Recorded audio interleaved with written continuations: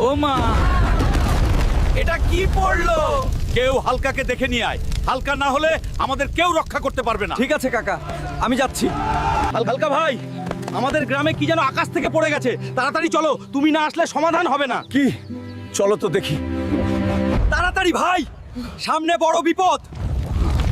সামনে থেকে সরো, আমাকে যেতে দাও, দেখতে দাও। শুনো সবাই, আমি পাথরের সাথে কথা বলতে পারি। তোমরা সবাই চলে যাও। আচ্ছা ঠিক আছে হালকা।